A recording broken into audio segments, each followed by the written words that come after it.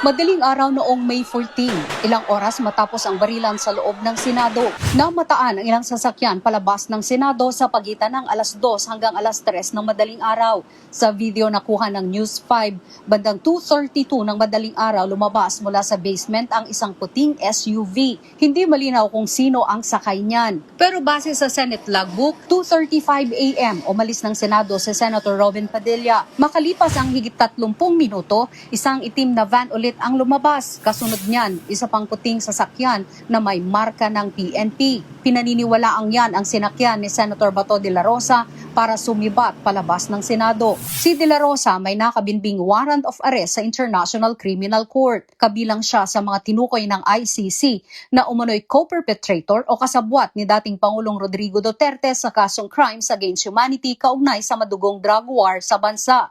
Under protective custody ng Senado si Senator Bato nang mangyari ang insidente. Pero bakit may police convoy? Nilinaw yan ng Pasay City Police. Sa inilabas nilang pahayag, mismong si Police Colonel Joselito de Sisto raw ang sakay ng naturang police vehicle. Pero hindi raw ito bahagi ng anumang convoy o escort ng sinumang personalidad. Ang paglabas daw nito sa gusali ay bahagi ng kanilang police operation. Wala raw kaugnayan sa sinusundan o binabantayang sasakyan. Nagkataon lang daw ito. Sa kabila niyan, pinaiimbestigahan na ni PNP Chief Police General Jose Melencio Nartates Jr. ang insidente. Giit ni Nartates, hindi kumikilos ng bulag ang PNP dahil nakataya rito ang kanilang integridad. Ipinag-utos ng hepe ang independent na pagre-review ng mga logbook, CCTV footage at radio dispatch nang nangyari ang insidente. Kung matatandaan, humiling si Senator Bato ng kustodiya mula sa PNP kaugnay ng ICC warrant. Nang tanungin yan sa PNP, hindi nila ito kinumpirma o itinanggi.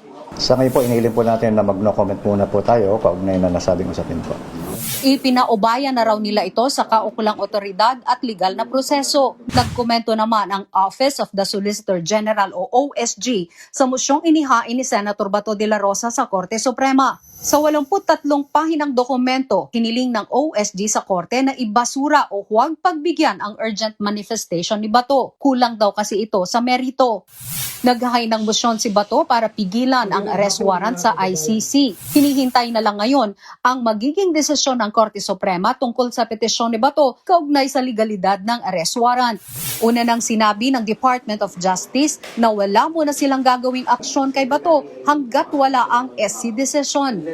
Pero binabantayan na ng immigration ang senador. Sakaling lumabas siya ng bansa ayon sa DOJ, agad siyang ipaa-aresto. May desisyon man ang korte o wala.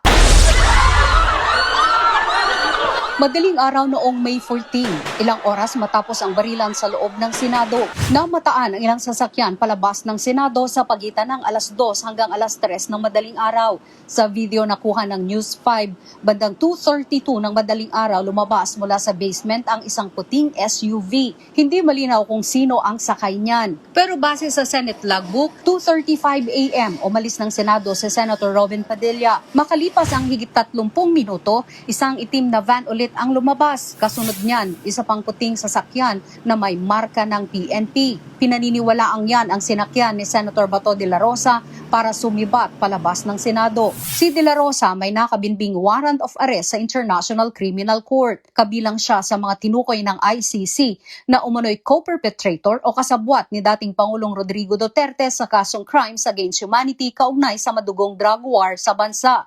Under protective custody ng Senado si Senator Bato nang mangyari ang insidente. Pero bakit may police convoy? Nilinaw yan ng Pasay City Police. Sa inilabas nilang pahayag, mismong si Police Colonel Joselito de Sisto raw ang sakay ng naturang police vehicle. Pero hindi raw ito bahagi ng anumang convoy o escort ng sinumang personalidad. Ang paglabas daw nito sa gusali ay bahagi ng kanilang police operation. Wala raw kaugnayan sa sinusundan o binabantayang sasakyan. Nagkataon lang daw ito. Sa kabila niyan, pinaiimbestigahan Pinaiimbestigahan na ni PNP Chief Police General Jose Melencio Nartates Jr. ang insidente. Giit ni Nartates, hindi kumikilos ng bulag ang PNP dahil nakataya rito ang kanilang integridad. Ipinag-utos ng hepe ang independent na pagre-review ng mga logbook, CCTV footage at radio dispatch nang nangyari ang insidente. Kung matatandaan, humiling si Senator Bato ng kustodiya mula sa PNP kaugnay ng ICC warrant. Nang tanungin yan sa PNP, hindi nila ito kinumpirma o itinanggi. Sa ngayon po, inilin po natin na mag-no comment muna po tayo kaugnay na nasabing usapin po. Ipinaubaya na raw nila ito sa kaukulang otoridad at legal na proseso. Nagkomento naman ang Office of the Solicitor General o OSG sa mosyong inihain ni Senator Bato de la Rosa sa Korte Suprema. Sa 83 pahinang dokumento, hiniling ng OSG sa korte na ibasura o huwag pagbigyan ang urgent manifestation ni Bato. Kulang daw kasi ito sa merito. Naghahay ng motion si Bato para pigilan ang arrest warrant sa ICC. Hinihintay na lang ngayon ang magiging desisyon ng Korte Suprema tungkol sa petisyon ni Bato kaugnay sa legalidad ng arrest warrant. Una nang sinabi ng Department of Justice na wala muna silang gagawing aksyon kay Bato hanggat wala ang SC decision. Pero binabantayan na ng immigration ang senador. Sakaling lumabas siya ng bansa ayon sa DOJ, agad siyang ipaaresto. May desisyon man ang korte o wala. Madaling araw noong May 14, ilang oras matapos ang barilan sa loob ng Senado, namataan ang ilang sasakyan palabas ng Senado sa pagitan ng alas 2 hanggang alas 3 ng madaling araw. Sa video nakuha ng News 5, bandang 2:32 ng madaling araw lumabas mula sa basement ang isang puting SUV. Hindi malinaw kung sino ang sakay niyan. Pero base sa Senate logbook, 2:35 a.m. umalis ng Senado si Senator Robin Padilla. Makalipas ang higit 30 minuto, isang itim na van ulit ang lumabas. Kasunod niyan, isa pang puting sasakyan na may marka ng PNP. Pinaniniwalaang yan ang sinakyan ni Senator Bato de la Rosa para sumibat palabas ng Senado. Si de la Rosa may nakabinbing warrant of arrest sa International Criminal Court. Kabilang siya sa mga tinukoy ng ICC na umano'y co-perpetrator o kasabwat ni dating Pangulong Rodrigo Duterte sa kasong crimes against humanity kaugnay sa madugong drug war sa bansa.